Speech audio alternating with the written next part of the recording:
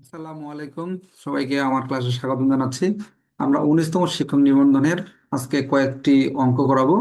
তো আমাদের ফাউন্ডেশনটা যদি ঠিক না থাকে, আমাদের অর্থনীতির যেগুলা জিনিস আমার যে খুবই জানার দরকার, সেই ধরনের আমার তথ্যগুলো যদি জানা না থাকে, তাহলে আমার কিন্তু লেকচারার পদে যদি আমরা পরীক্ষা দিই, আমাদের কিছু সমস্যা হবে। তো যাই হোক, আমি আপনাদের কিছু বেসিক জিনিসগুলো শেখানোর চেষ্টা করব। সবাই আমাকে একটু সমর্থন দিয়ে, সাপোর্ট দিয়ে আমাকে একটু পাশে থাকবেন। তো আমরা প্রশ্নটা দেখব যে এখানে বলছে নিচে চিত্রটি লক্ষ্য করুন, চিত্রে ভারসাম্য বিন্দু কোনটি। তাহলে আমাদের এখানে চারটা বিন্দু আছে, এন দেওয়া আছে, টি দেওয়া আছে, এস দেওয়া আছে, এম দেওয়া আছে। তাহলে এইখান থেকে আমরা আহ, আমাদের ভারসাম্য বিন্দুটা বের করতে বলছে। তাহলে আমাদের ভারসাম্য বিন্দু বের করার যে শর্ত, সেই শর্তটা কি আমাদের একটু দেখবো আমরা। তাহলে আমরা জানি যে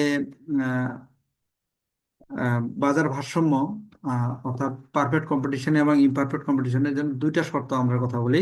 একটা বলি আমরা হচ্ছে প্রয়োজনীয় শর্ত, আর আরেকটা আমরা বলি হচ্ছে পর্যাপ্ত শর্ত। তো আমাদের এখানে যে প্রশ্নটা বলা আছে সেটা কিন্তু প্রয়োজনীয় শর্তের সাথে সম্পর্ক। তাহলে এনসি ইকুয়াল যখন এমআর হয়, মানে প্রয়োজনীয় শর্ত অনুসারে, তখনই সেখানে ভারসাম্য অর্জিত হবে। তাহলে আমরা এই যে চিত্রটা দেখতেছি, তাহলে এই যে চিত্রটা দেখতেছি, এই চিত্রটার কোন জায়গাতে আমাদের এনসি ইকুয়াল এমআর আছে।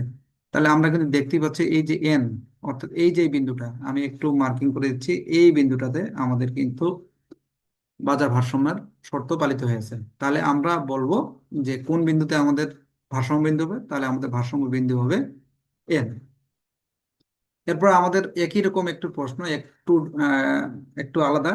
হ্যাঁ, একটু মনে হবে ডিফিকাল্ট, কিন্তু যদি আপনার ধারণাটা ভালো থাকে, তাহলে আপনি কিন্তু খুব সহজেই এটার উত্তর দিতে পারবেন। তাহলে আমাদের প্রশ্নটা তো বলা হচ্ছে চিত্রটি হতে পূর্ণ প্রতিযোগিতায় কি ধরনের মুনাফা অর্জিত হবে। এখানে কয়েকটা প্রশ্ন দেওয়া আছে, স্বাভাবিক মুনাফা, অস্বাভাবিক মুনাফা। এটা আমি একটু একটু কারেকশন করে দিলাম, এটা আমরা বললাম অস্বাভাবিক মুনাফা।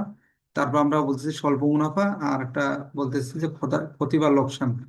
তাহলে আমাদের এই চারটা অপশন থেকে আমাদের একটা অপশন আমাদের বেছে নিতে হবে। তাহলে আমরা আহ, যে শর্তের কথা বললাম, যে প্রয়োজনীয় শর্ত, প্রয়োজনীয় শর্ততে আমাদের বলা হচ্ছে যে এমসি ইকুয়াল এমআর। তার মানে আমাদের কোন বিন্দুতে আমাদের আমাদের ভারসাম্য হচ্ছে এই যে এম বিন্দু, অর্থাৎ এই বিন্দুটাতে আমাদের কিন্তু ভারসাম্য অর্জিত হচ্ছে। তাহলে এই বরাবরই আমাদের কিউ নট, আমরা যদি ধরি কিউ নট হচ্ছে আমাদের হবে ভারসাম্যের পরিমাণ। তাহলে আমাদের এখানে যদি আমরা একটু খেয়াল করি যে এখানে এসি রেখাটা কোথায়, আমাদের কিন্তু এই রেখাটা আমরা বলতেছি এসি রেখা। তাহলে এই রেখা বরাবর আমরা একটা রেখা এঁকে নিব। সেই রেখাটা যখন এঁকে নিব, তাহলে আমাদের এইখানে আমাদের দাম নির্ধারিত হবে। তাহলে আমাদের দামটা এখানে নির্ধারিত হবে। এখানে একটা দাম নির্ধারিত হবে পি নট, এখানে আমরা দিলাম P1।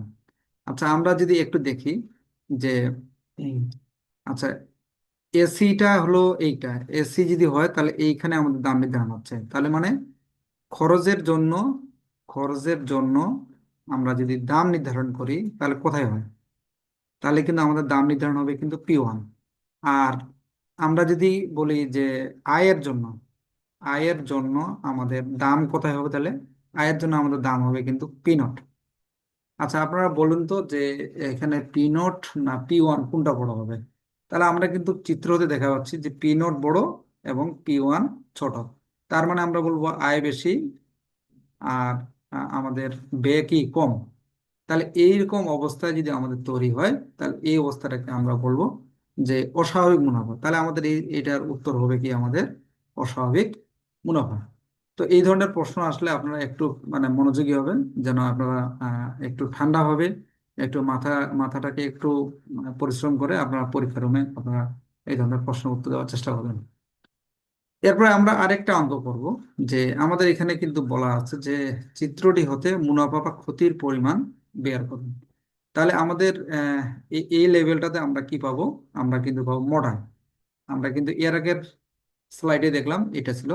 আর এই যে এসি রেখা কোথায় আমাদের, তাহলে এই এই লেভেল, এইখান থেকে আমাদের এইটাকে এখান থেকে আমরা পাবো মোট ব্যয়। তাহলে আমাদের মোট আয় কত, তাহলে মোট আয় হবে আমাদের এইদিকে এইদিকে থাকতেছে 5, আর উপরে থাকতেছে আমাদের কি 20। তাহলে এটা আমার হবে 100।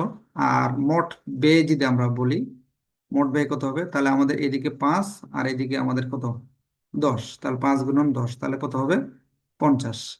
তাহলে আমাদের দেখা যাচ্ছে যে আমাদের কিন্তু এখানে লাভ হচ্ছে, কিন্তু লাভটা কতটুকু আমাদের, সেই লাভটা হচ্ছে আমাদের কিন্তু আমরা বলবো যে 100 বিয়োগ কত আমাদের 50। তাহলে মানে 50 টাকা আমার, আমরা লাভও বলতে পারি, আবার আমরা মুনাফাও বলতে পারি। তাহলে আমাদের এখানে আমরা দেখতে পাচ্ছি, তাহলে উত্তরটা আমার হবে 50 টাকা লাভ।